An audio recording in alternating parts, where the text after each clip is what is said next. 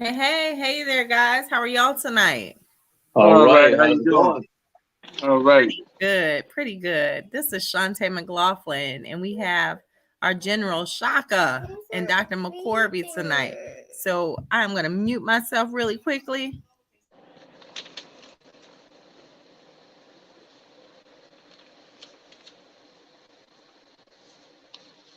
Awesome. Tonight's Good show, we're afternoon. talking. Oh, go ahead and introduce yourselves, gentlemen. Uh, I'm General Shaka Sankofa of the Street Law Soldiers, Washington D.C., which is a organization, adult and youth organization geared to address the needs and adhere to the ills that plague the Black community. And I go around I do lectures. We give away food, we give away clothing, we refer people to drug treatment. Uh, we deal with mental health. We deal with life skills, vocational skills, uh, to train and to instruct our youth as well as some of our adults in terms of how to, plug into society and be a productive member, and to erase all mood altering chemicals and things that in the community that has um, escalated the level of mental health that exists in our community, which is at epidemic levels. So um, That's amazing, that's it. Shaka. Where are you located, Shaka? We're in Northeast DC. That's amazing work. Dr. McCorby, would you like to introduce yourself? Absolutely. My name is Michael McCorvey. I'm the executive director and founder of the National Association of Black Defenders. We're also located in DC. I'm right there at 1717 Pennsylvania Avenue, Northwest. And my office suite is 1056. And what we do, we are the human rights and social justice advocate for justice. I call it the advocate for justice.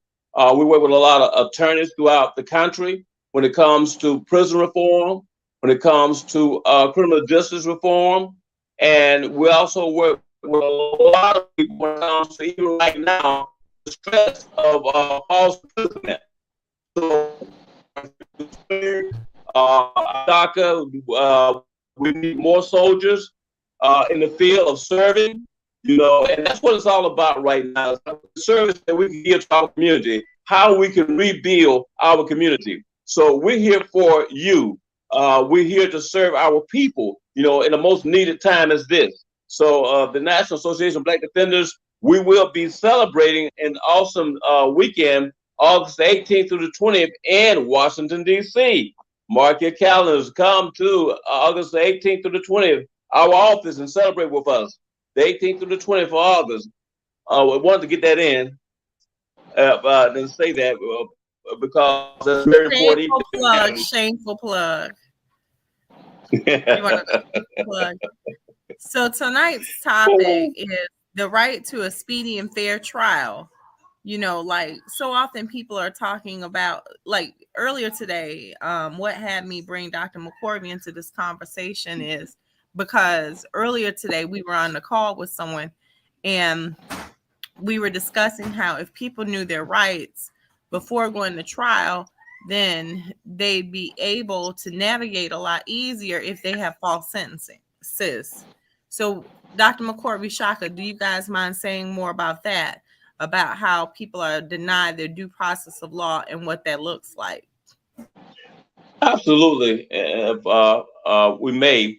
One of the things that we have to understand, and that's due process, and so many times understanding your rights, as a citizen, because before you enter the gates of incarceration, you are a citizen. Even after you enter the gates of incarceration, you are still a citizen, and you still have rights, and as long as you have your health and your well-being, you have the right to exercise your rights.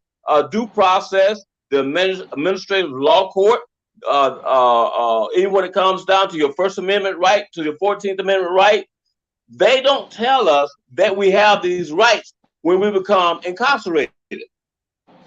They feel as though we are here under some great punishment when evidently we have not even exercised our First Amendment right. You know, so that's so very important, so very important. And to hinge on that, we have to understand that the court system is not always 50% right. I'm not even going to 100%, 50% right. And we have to challenge them when it comes down to our right to a speedy trial. We have to challenge them when it comes down to a right for hearing. We have to challenge them to an evidentiary hearing. So these are some of the challenges that I talk to my leaders about and talk to my staff attorneys about on an everyday basis. Absolutely. Hold on, Tshaka, real quick. Before you chime in, do you mind explaining what some of the stuff that Dr. McCorvey just said? Like, what's the difference between an evidentiary hearing and a regular hearing? And what does that look like? Can you speak to that? Well, based on my personal experience and being not only railroaded but being used as and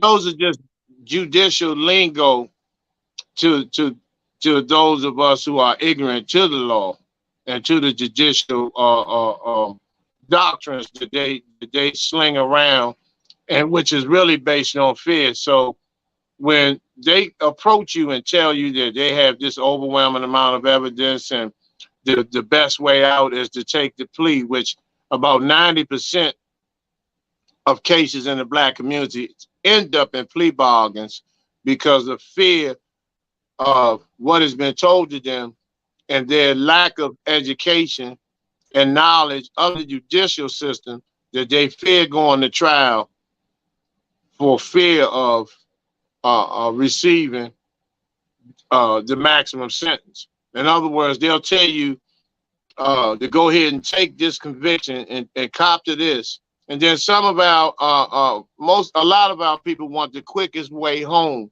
without understanding the repercussions and the stigmas and all the barriers that are going to be put up once you accept these convictions. So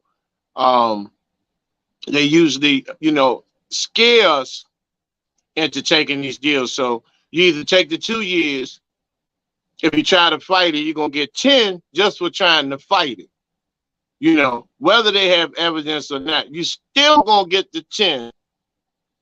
And it's not really for fighting it. It's for the cost that it takes to pay for jurors, the cost that it takes to pay for the stenographers and things of that nature. That bill is on you.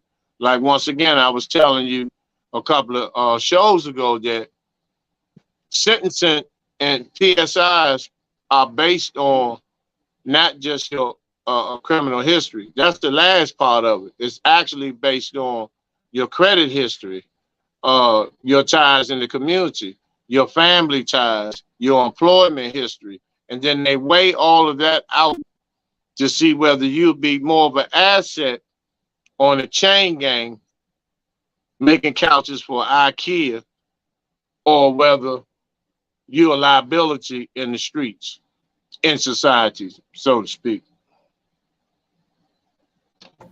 That's real deep. Dr. McCorvey, you can jump in. This is a conversation, not an interview. Tshaka's been on here before, so he kind of understands the format. And it's a little noisy in my household today. Today was the first day of school, and the cleaning lady's here, and we just got a lot going on today. So y'all feel free. This is a conversation. Okay.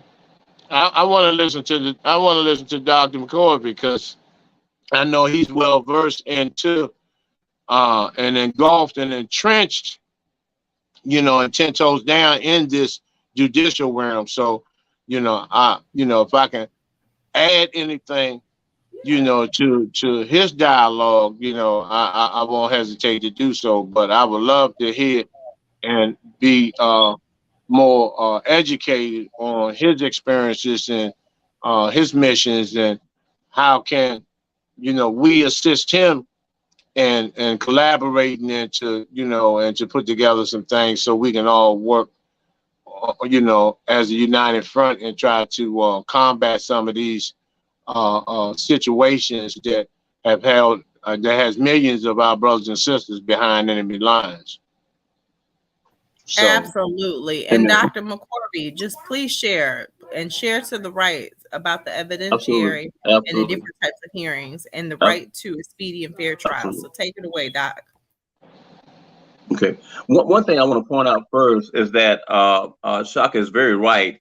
A lot of us, when we don't understand our rights, when we don't understand that we do have rights to speedy and fair trial, when we don't understand that we have right to an evidentiary hearing, what that means to us, then they feel that they have the upper hand on us. I want you to watch this now.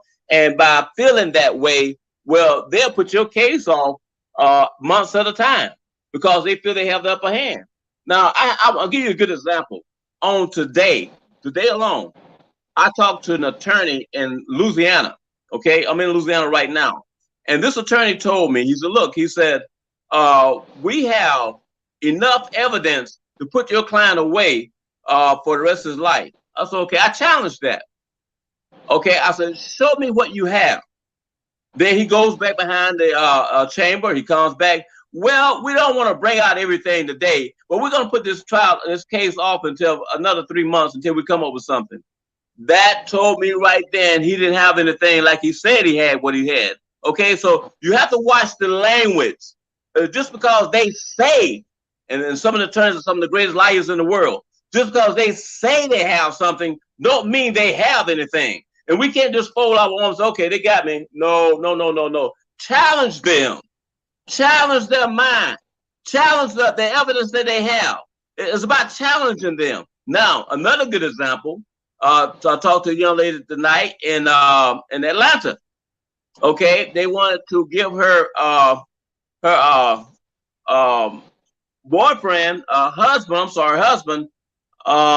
some time, state time, and he hadn't even been tried yet. And I told her, I said, they just locked him up. Give me a call tonight, and I guarantee you that they're gonna give him a bond, and he'll sign his own bond and walk out of jail. It happened just like I told her. Why? Because I challenged her to stand up to them and let them know that she was not just anybody coming to them. See, one thing our system does not like, that's to be challenged. Mm-hmm. They do not like to be challenged, okay? Definitely. So that's one of the things they don't like. Just a little history on the challenges that they have. I remember when my dad's first cousin, Johnny D. McMillan, I don't know if you remember the case or not, it was the case of Just Mercy. I don't know if you all saw that or not. That was my dad's first cousin. I was with the NAACP at the time in Monroeville, Alabama, when that went down. My cousin had just left the cleaners when the young lady's throat was slit. Okay. Now, if it wasn't for Brian Knight of the Southern Poverty Law Center challenging that case, that young man would be in the grave by now. But at the last hour, the 11th hour, Brian and his staff challenged on this capital case the ethics and the laws are behind what was happening in this case, dealing with Johnny D. McMillan. A lot of times our court system, the failure of the court system, when they fail, and I'm gonna tell you something, in America right now, our court system is being held accountable for a lot of things, but we have to realize that if we don't challenge and defend our rights, they will always use us as a scapegoat in their system. We have to challenge them on every angle. Let me ask you a quick question now, since you brought up the court system. How can you challenge some of these judges and their knowledge pertains to your case around sentencing and around cross-examination and just the whole process, especially without being held in contempt. Because here in Georgia, we have approximately a little bit over 1,500 judges. 1,300 plus are Caucasian males. So a brown or black woman going to jail or prison, it's difficult to get a fair trial when you don't have representation that looks like you.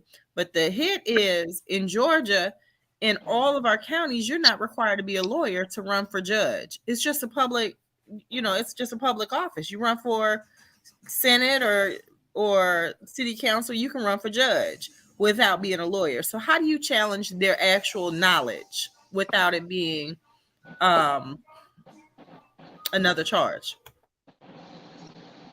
This is where the law comes in at, and this is where we have to, as an advocate of the law, we have to make sure that we hold them accountable. This is the word I want you to take note of. We have to hold them accountable for their actions. Even in the courtroom, we have to hold them accountable. How we hold them accountable? We have to, even if we have to go to a higher power. A lot of times I call on my state senators or my state representatives in Florida. I said, look, here's a case right here that shouldn't have gone to court, but you all allowed this case to go to court without evidence. How do you do this? That's the type of challenge that I'm talking about. You have to go to a higher power a lot of times, even to the Supreme Court, and challenge them in that court system. Especially in the state of Florida. Florida has some crazy laws, and a lot of times I end up challenging both judges and especially when it comes to Superior Court and District Court, and a lot of times they don't even know the law book. They're just somebody saying it with a robe on. And I'm saying, how did this man get his position and he don't even know what Article 10 of that we're talking about?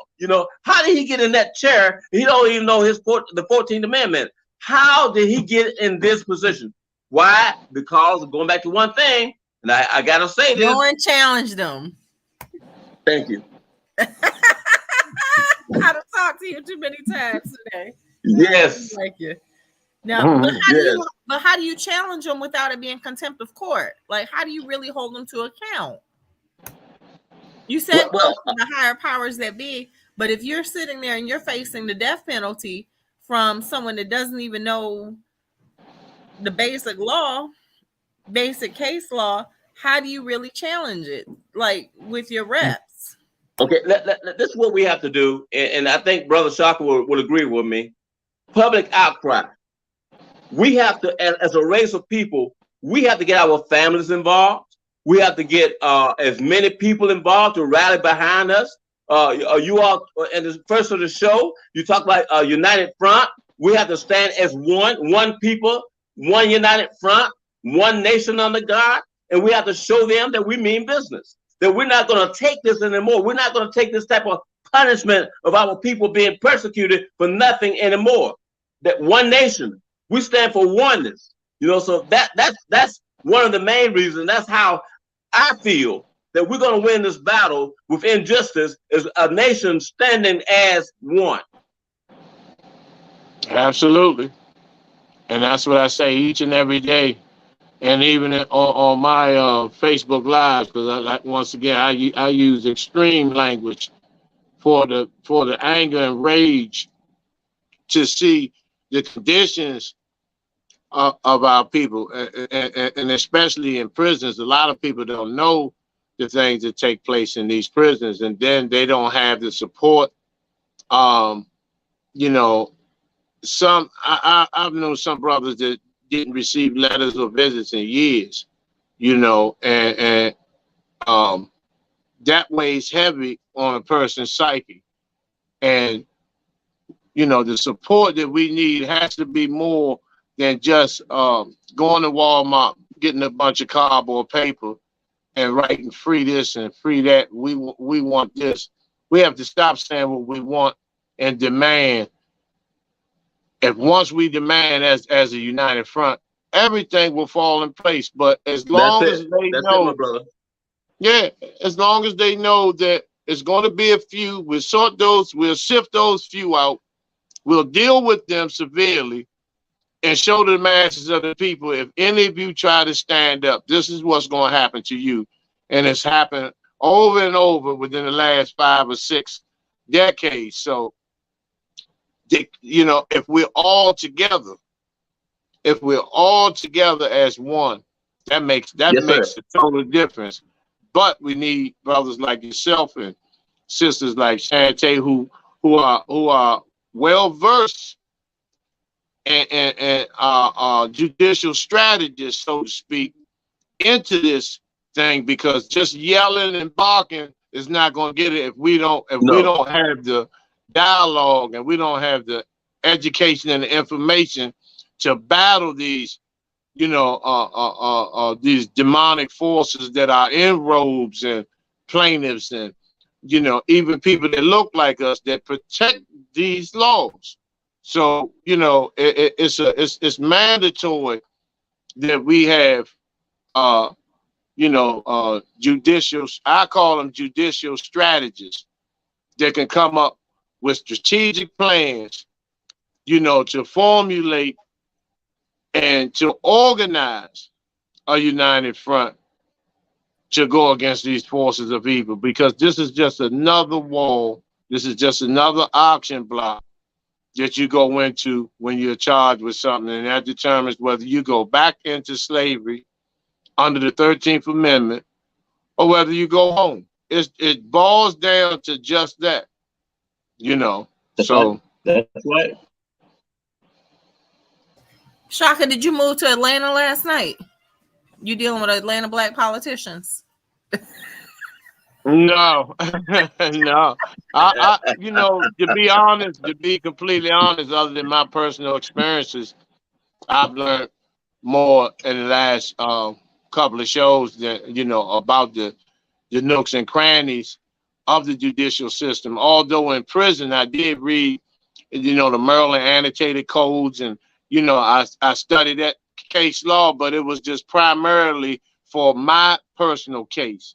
I didn't read the case overall, you know, how it affects us all, you know, because, you know, I was just more focused on getting myself out to be able to come back and to pull others out, you know. But, you know, as I'm learning as I go, because like I always say on my shows, I will be a student forever.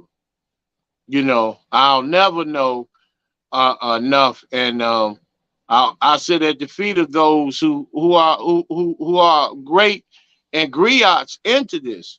So, you know, without false pride or ego or image or anything, you know, it's very humbling to be able to be fed this type of information from, you know, not only you, Doc, but the sister as well, because this is a powerful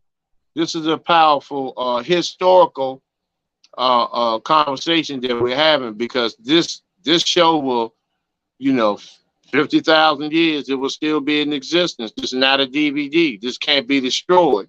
And this information, hopefully, our people won't need it, but probably will need it, and they'll have something to fall back on in terms of something to build on, to once again to continue the fight, you know, once we become ancestors.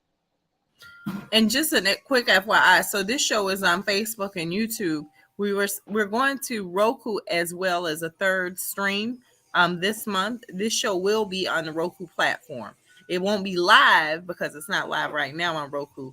But all of the shows from day one will be available and accessible on Roku. So just like you're sitting at home or sitting in a hotel in Louisiana or sitting there in DC, you can plug in your Roku, click on the Our Black Media app, download it, and then you'll have access to these shows. Yeah, that's my Doc, that's excellent. And Doc, we gotta meet before I head to North Carolina on the 26th. More than likely, if I don't link up with you before the 18th, then I'll see you between the 18th and the 20th, and hopefully we'll have some time to maybe break bread and then come up with a strategy, because I have some brothers and sisters that are that need your assistance greatly. Absolutely.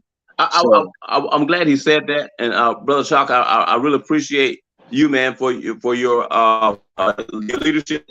I think a lot of you, I heard a lot of great things coming from you, and your leadership in action. That's what I call it, leadership in action, and that's what we. It's not time to sit down. It's time to do what you're doing and do what my sister is doing. Hold on. Doc, hey, Doc, your phone sounds like a robot. You're breaking up. I don't know if it's the reception. It's breaking up. It's very robotic. Oh my goodness. Can you hear me better now? Yes, you're right now. Yeah. It's great. Yep. Okay, good deal. What I was saying was that I hope that we can, realize that what you all are doing in your different cities is leadership in action. We have to stand up and be counted. We're showing our leadership skills in a strategic way, even in the courtroom. They have to see us in action. Let them know that we're real and that we're not going to take what was taken decades ago, and that we're going to stand for our rights in the right perspective. We're not going to allow them to dominate us, and we're out there picketing for nothing. Leadership in action, you use the skills and know-how that the Almighty God has given you. One thing very important, that is, I'm going to do a class on just our constitutional rights coming up. It's called Know Your Rights. It'll be in November of this year. So be tuned into that. It's called Know Your Rights, and I got a lot of attorneys during that period of time. The other thing is that we do have investigators and attorneys on staff with the National Association of Black Defenders, and they don't mind standing in the gap and doing what's necessary to win this battle of injustice. And we're reaching out to various communities and letting people know that we're here for you. We're here for the community, and again, I want to just thank my dear sister Tshaka, Chantaye, and brother Tshaka for being able to invite us to come and share this evening. So important. The more that we share, the more that we grow. We grow as one. Remember, united front, one. That's what we're going toward, right. One, a united front. Exactly. I'm in total agreement. Now, you said November 22. What's the name of it? Something rights? Oh, I think he said a little frozen, but he said know your rights. Okay, yeah. Like a master class on know your rights. Is that going to be down there at your office? It's going to be at the office. It'll be at the office in D.C. Mm-hmm. Okay. But I'm going to try to do a VIA for those that can't make it that day. I'm going to do a VIA Zoom. And I'm going to do it the way we did the one of my conferences. We had Zoom and then we had it live. So I used one convention center one and did a live program that came out real good too. We have some attorneys that's going to be on hand with us as well, as well as activists to share in this program on knowing your rights. So mark this down.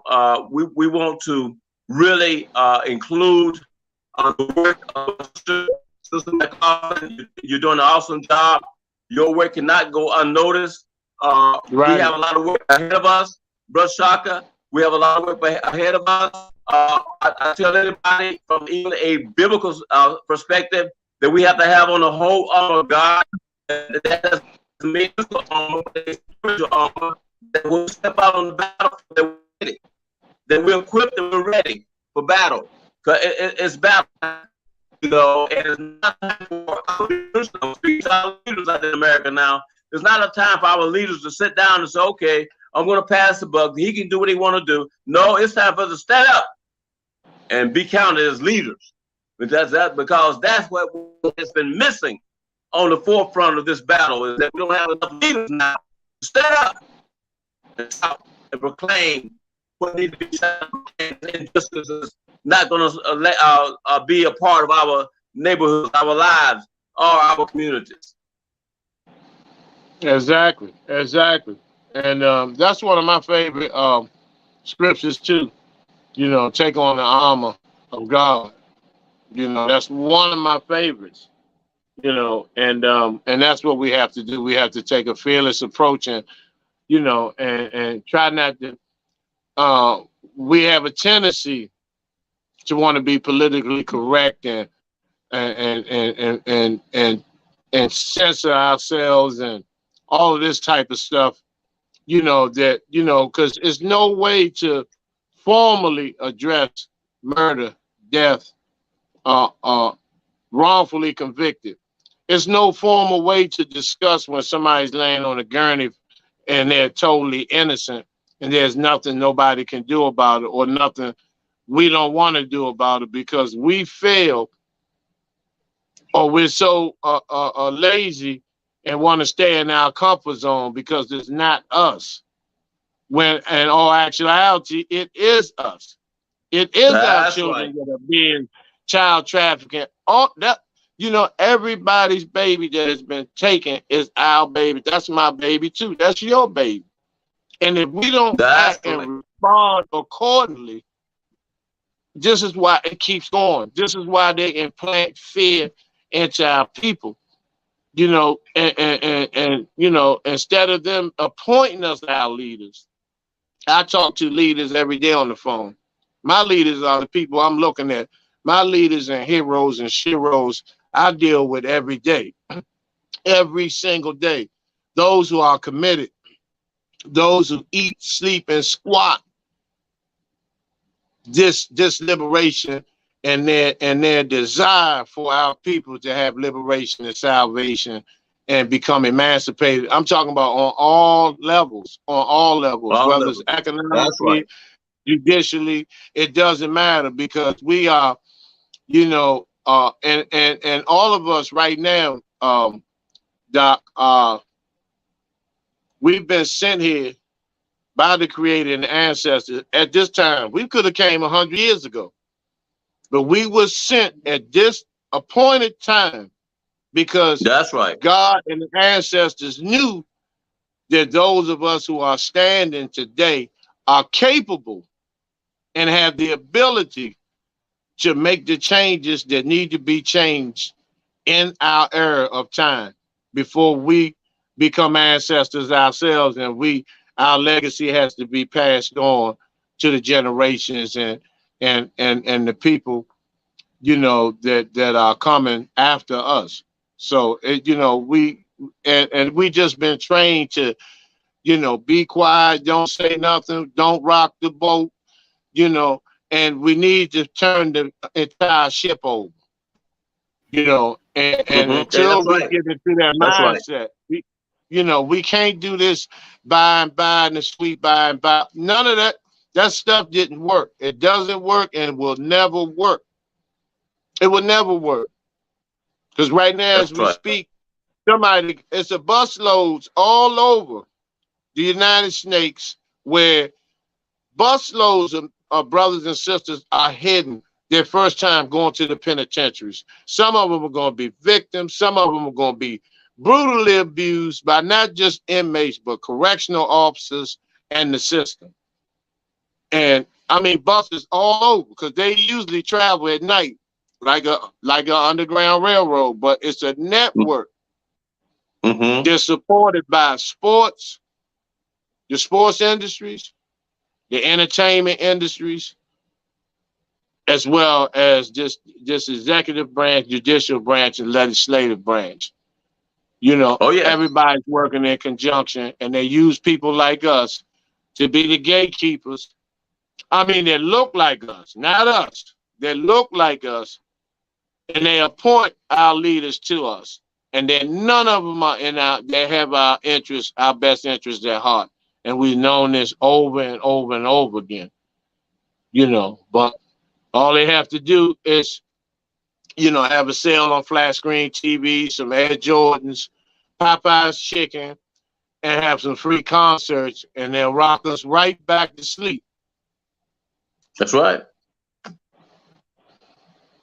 You're absolutely right, brother. And once we understand that nothing that they do is in our favor, and that we have to do what we do for justice, and you said something that's very powerful. You know, we get the knickknacks, I call them. We get the little crumbs, and they feed us these crumbs, and before we can get through eating the crumbs, they just shut the gate on us. Another way of entrapment. So we have to wake up. We have to wake up. And as Dr. King said, we're sleeping in a dangerous time. We have to actually wake up, and this sleeping giant, and allow them to know that we are going to stand for justice. We are going to stand for equality. We are going to stand for the things that's going to free our people, and we're not going to allow. I'm going to give you a good example. While I'm on that subject matter, another thing that they use in our system is the Dow Jones Industrial and the Wall Street. Do you not know that President of America is on Wall Street and it's being bidded on Wall Street? They have all this hidden stuff on Wall Street that I can't see, but it's there. It's there. They kind of this year, so our stock can rise to the top. How many can we get call from from one part of the state to another part of the state?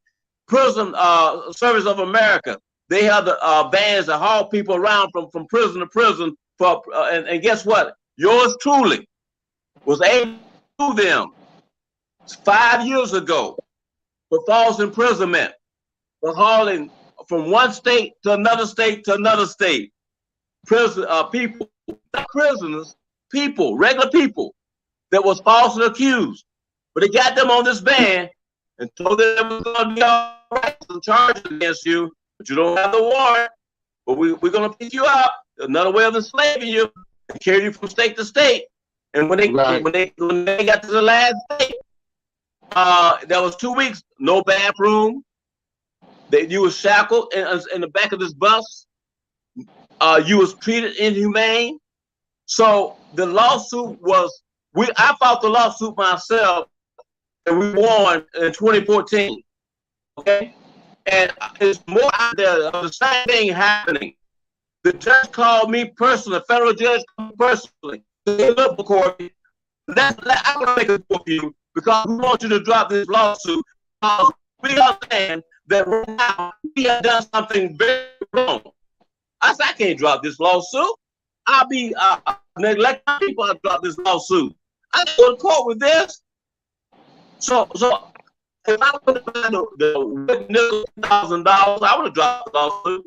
$1,000 for what I had gained, but not the gain. Allowing that to happen to me. We have to. That's why we got to take a stand. We got to take a stand.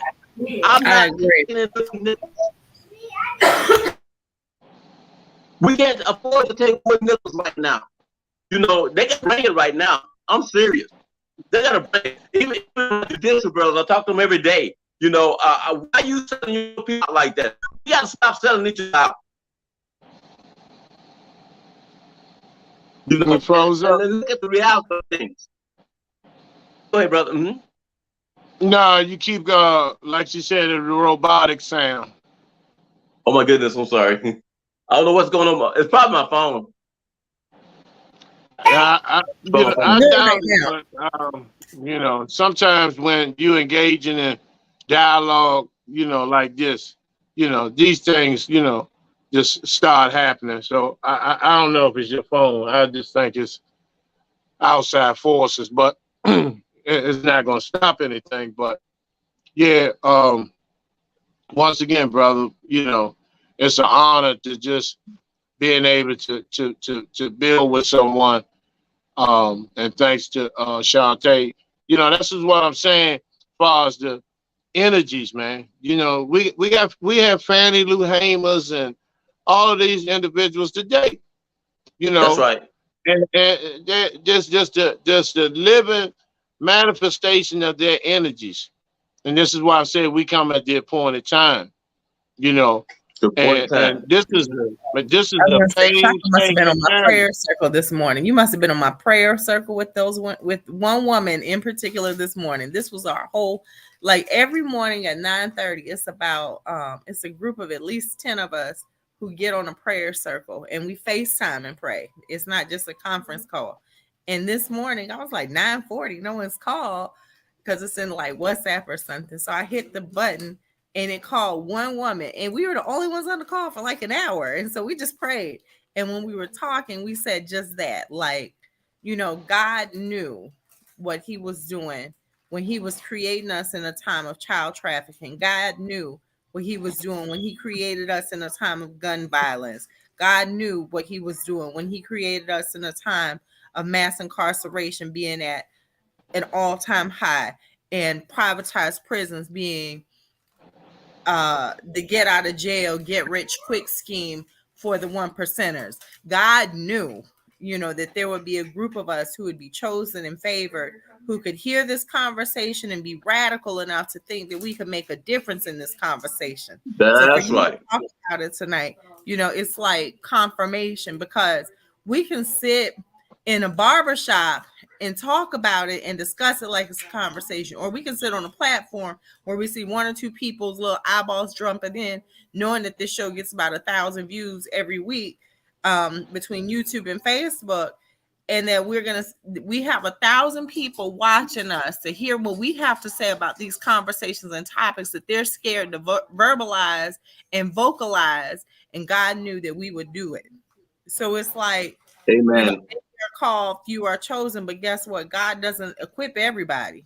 He equips the chosen. That's right. That's so right. It ain't always fair. And right now, I feel like this is our time. We're operating in favor.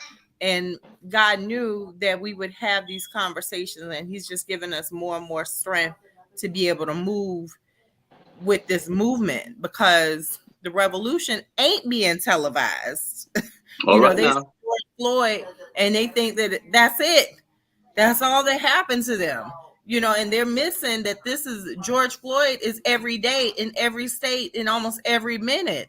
There's a George Floyd going on in every state. So until we start having these conversations, until we start actually calling out the oppressor as they are, and sometimes they look like us, so it takes something. That's right.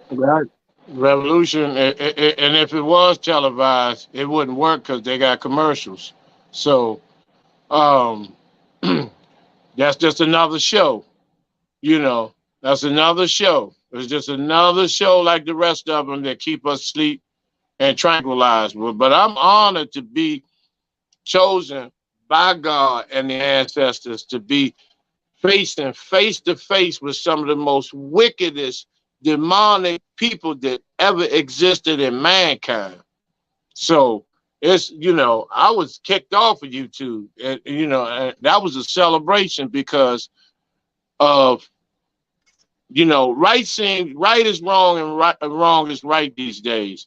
And we have a tendency to follow and think the wrong way is the right way. I did a podcast on how even in our community, because we gotta take a lot of accountability, a lot of it.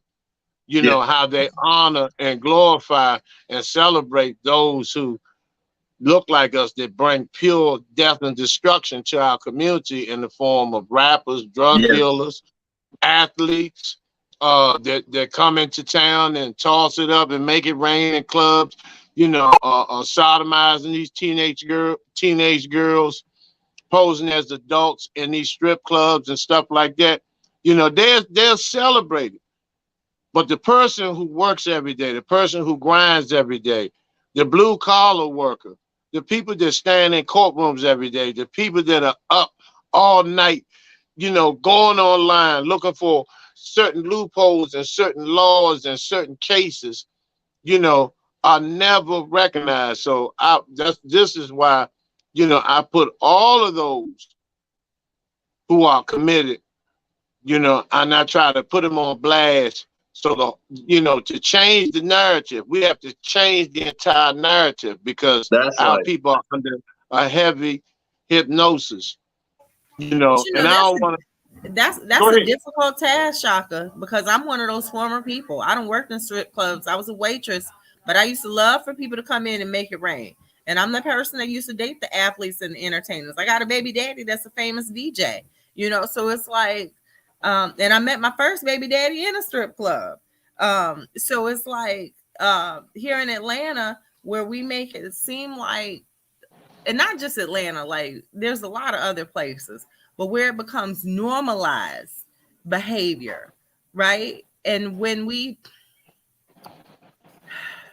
I remember meeting one of my favorite rappers of all time, and he was like in his 40s, and there was a girl, she said she was 18, and I looked young. I was 18 and she looked young. And when I saw him go upstage in the VIP with this girl, it totally changed my viewpoint of him, right?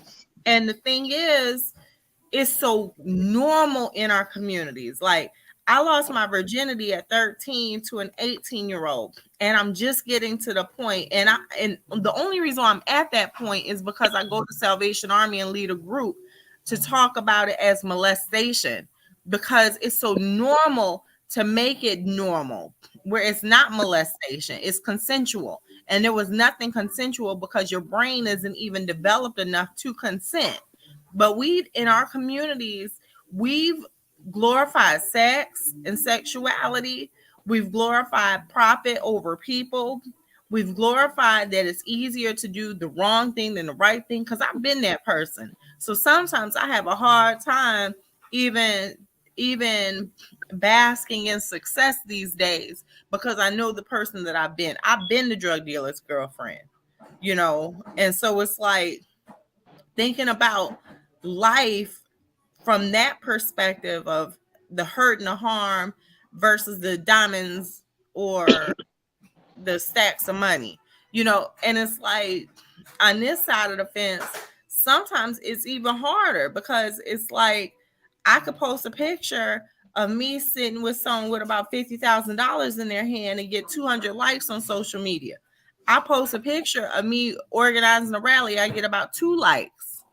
So if you're looking for instant gratification in this day and age, standing up for justice, this ain't it.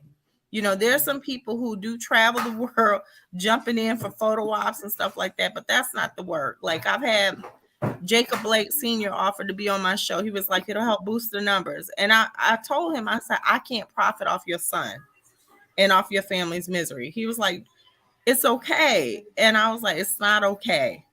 You know, and right. It's like there has to come a time in which something on the inside of your soul tells you this ain't it. It has to be something different. And if not, you know, you're going to stay sick. And so it's like we live in a very toxic society, and as a culture, it used to be a very village society and village culture, where my mother might give your mother some food. Your mother might spank my butt for hanging out in the streets. Girl, you being fast up in them little 18-year-old faces. You know, if we had a village mentality, and we lost that, and we lost it. And now we're where we're at, and everyone's wanting to say why and how do we get to be here? And it's like, like now I got boys in the house. I can't trust my boys around all these grown men, because these grown men look at my boys sometimes the same way they look at me. So it's like in the perversion of our culture, which is that's a conversation that's been there too with some of our great civil rights leaders too. The perversion of it all in the level of profit over people, you know, where you know that somebody who's sitting as an executive, you know, there's a certain rapper where people talk about it all the time, how they put their children out there, not to put their children out there like, oh, my children are great, but they're putting their children out there looking for the highest bidder, you know. So it's like, where's the moral compass of it all? But that's what kids are supposed to aspire to be, you know. So Tshaka, you said a mouthful when you said just a little bit about the culture and where we're at. So You got to remember though, we just talked about being sent here at the appointed time, and I've been to hell and back, but to get to where I'm at today, if I had to go through all that again, I would, because those things shape and mold character. That That's pain, right. that frustration, that self-hatred, that low self-esteem, that wanting to fit in, that wanting to be accepted, that indulgence into the underworld, is a molding process. Because Mm-hmm. it's better to get to school early, than to leave late.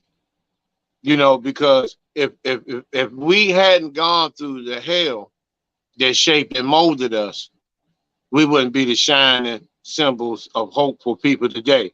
Because somebody's going to listen to this, and somebody's going to look at my story and your story and Doc's story, and it's going to give them something to think about.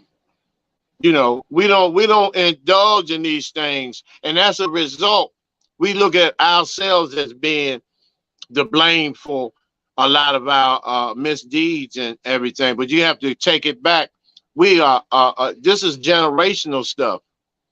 Remember when I don't know if you may have heard me say, as far as like the drill music. Now it's drill music. When it was just a rap music, they was banging on each other, and then the killing started.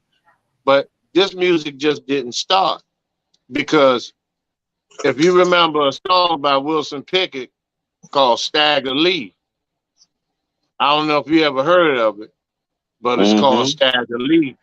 That was Remember about it. a man killing a man over a hat. And Mm-hmm. then you had Lil Walter. I mean, that stuff was, this stuff has been this same energy.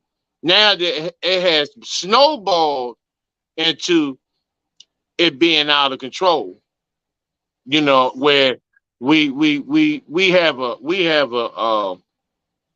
a desire to annihilate one another.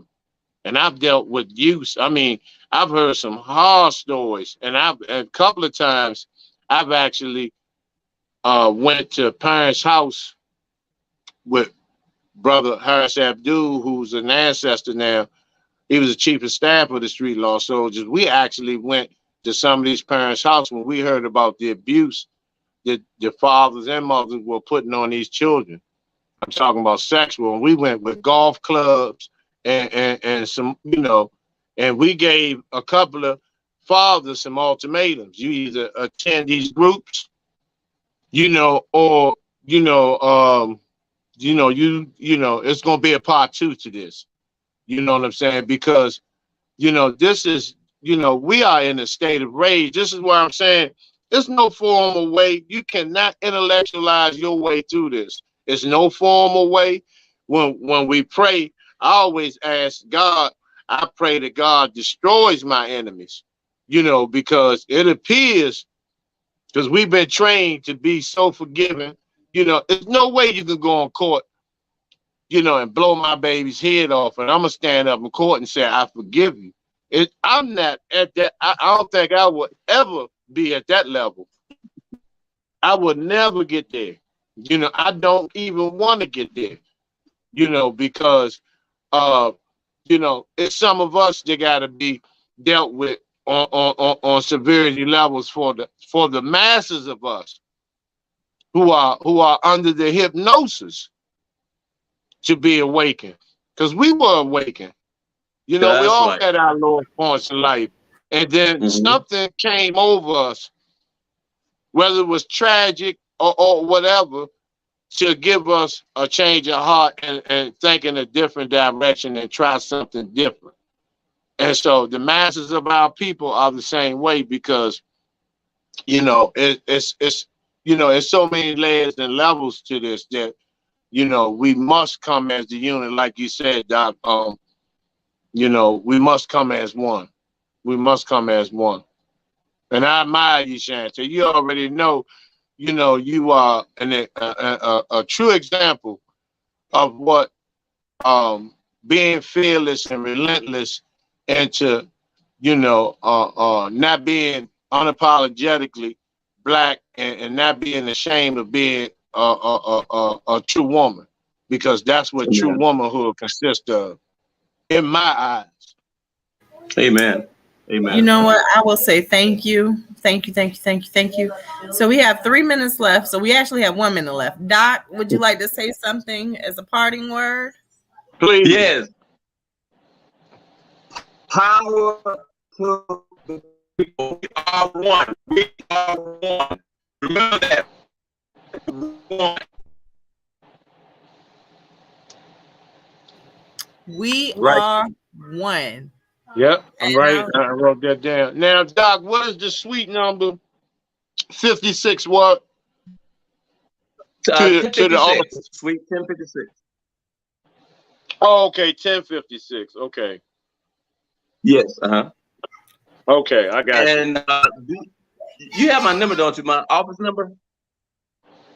Yeah, I got it on my other pad. Yep, I do have the office number. Yeah.